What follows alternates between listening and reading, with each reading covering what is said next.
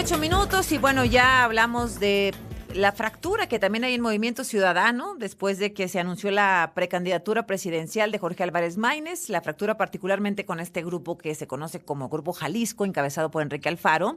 Le decía también pues que en Morena las cosas no están mejor porque la antes muy cercana periodista al presidente San Juana Martínez, muy cercana al presidente Andrés Manuel López Obrador, ahora exdirectora de la agencia Notimex, la última directora de esta agencia de noticias, pues acusa que varios funcionarios de este gobierno le pidieron el 20% de los 150 millones de pesos que estaban destinados a las liquidaciones de los trabajadores, que se los pidieron para enviarlo a la campaña de Claudia Sheinbaum, de la candidata presidencial de Morena.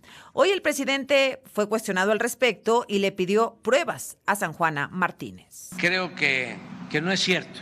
Conozco muy bien al secretario del Trabajo, desde luego conozco a la secretaria de Gobernación y conozco pues a Claudia. Es una mujer con convicciones. ¿Le pedirá usted que pruebe estos dichos? Sí, además, si tiene pruebas. No estoy yo limitando su libertad de expresión, pero tenemos que apegarnos a 3 principios: no mentir, no robar y no traicionar. Bueno, luego San Juana Martínez escribió un mensaje en su cuenta de X diciendo que las pruebas con mucho gusto las tiene y que los abogados van a preparar las denuncias correspondientes. Doctor Luis Carlos Ugalde, director general de Integralia Consultores. ¿Cómo estás, Luis Carlos? Qué gusto saludarte. Buenas noches. Muy buenas noches, Azucena. Oye, pues ya hablábamos en el proceso electoral presidencial pasado, el 2018, de este dinero que se mueve por debajo de la mesa, que puede venir de dependencias, de gobiernos, del crimen organizado. Y bueno, pues aquí San Juana Martínez denuncia lo que podría ser el uso ilegal de recursos públicos en una campaña presidencial. Doctor, ¿difícil de probar o cómo lo ves? Se tiene que hacer una investigación por 2 razones. Primero, porque San Juana Martínez lo dijo premeditadamente, con conocimiento de causa, en un texto que ella publicó. Es decir, no fue una ocurrencia, no es una grabación ilegal, no es una anécdota de alguien. Es una confesión, más. Digamos. Es una confesión de parte. Segundo, ella da nombres de personas involucradas. Tercero, esto puede constituir un delito electoral o puede constituir una violación a la ley electoral. Quiere decir que para saber quién tiene la razón o si esto es indicio de alguna violación o de algún delito, pues se tiene que investigar. Y para investigarlo, pues hay 2 vías. Una es mediante una queja de fiscalización ante el Instituto Nacional Electoral que pueden presentar partidos políticos, y la otra es mediante una denuncia penal ante la Fiscalía Electoral.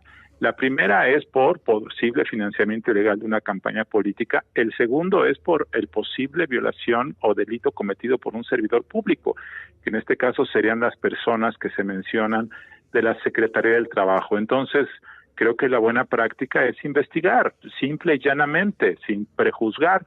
Pero ella, claramente, San Juana Martínez, una periodista pues que tiene 30 o 40 años en el negocio, lo dijo cuidadosamente en un texto publicado por La Jornada, y creo que eso amerita una investigación. Una investigación, ¿cómo sería? Es decir, ¿cómo comprobar que es? Porque decía San Juana, bueno, evidentemente, pues no se firma ante notario, no se dan facturas, no se dan acuses de recibo, que también lo hemos platicado, Luis Carlos. ¿Cómo se puede comprobar la salida y el ingreso del dinero de una parte a la otra, en este caso a una precampaña?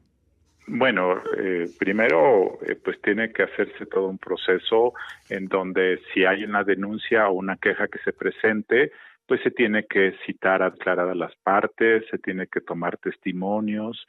Claramente estos pagos, pues si son en efectivo, pues tiene que haber una operación para convertir los líquidos.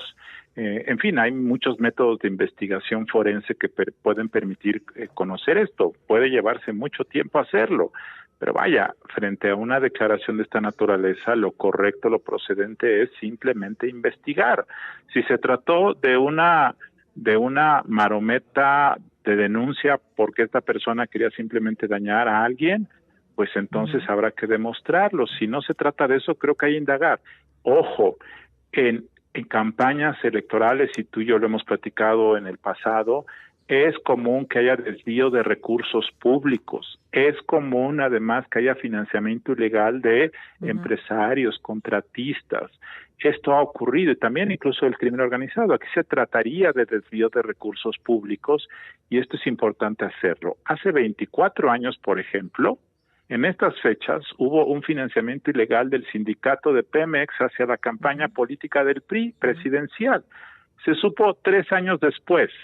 Pero lo que trato de decir es que esto no sería nuevo, ha ocurrido en el pasado, se ha sancionado a partidos por ese tipo de ilícitos, así es que no me parece que fuera algo inédito y por lo tanto se debe investigar para saber si hay algo de fondo en esto. Bueno, pues ya está compuesta la boleta electoral. ¿Qué proyectas, Luis Carlos? ¿Qué ves?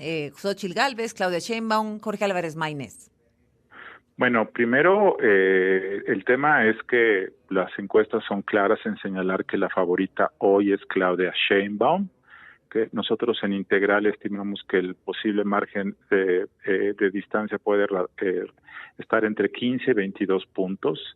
Segundo, creo que las mediciones relevantes van a empezar a ocurrir hacia el mes de febrero, cuando la gente empiece a estar consciente de que hay una elección. Las encuestas que se han publicado ahora, algunas son propaganda, otras son reales, pero lo que están midiendo es un partido que todavía no inicia, entonces creo que lo relevante ocurrirá cuando se empiece a tomar el pulso, pues a fines de febrero, cuando ya vaya a empezar el partido de fútbol, cuando la gente sepa quiénes son los jugadores. Álvarez Maínez, por ejemplo, pues apenas va a ser postulado y la gente prácticamente no lo conoce. En el caso de Xóchitl Gálvez hay un 30 o 40% del electorado que no sabe quién es. Entonces esa es la segunda. La tercera cosa que te puedo decir es que además de la elección presidencial, creo que la gran elección, la más relevante y la que implicaría más consecuencias políticas para el futuro del país es la elección del Congreso. Creo que esa es la elección del futuro de la democracia y ahí pues hay menos información porque prácticamente las encuestas sobre el Congreso pues se hacen poco. Tú dices, entonces, tienes información de que Claudia Sheinbaum 15-20 puntos arriba, vamos a ver si es posible remontar. En el Congreso, ¿tienes información que es la misma tendencia, arriba Morena o no? Es que no hay información, simplemente.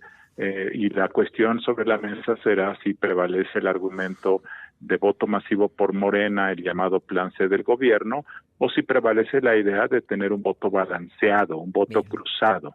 Habrá que esperar, falta mucho tiempo. Mi intuición me dice, Azucena, que conforme avancen las semanas, la elección se va a ir acortando, la intención del voto para la presidencia, y también pienso que en el caso del Congreso habrá un voto más balanceado.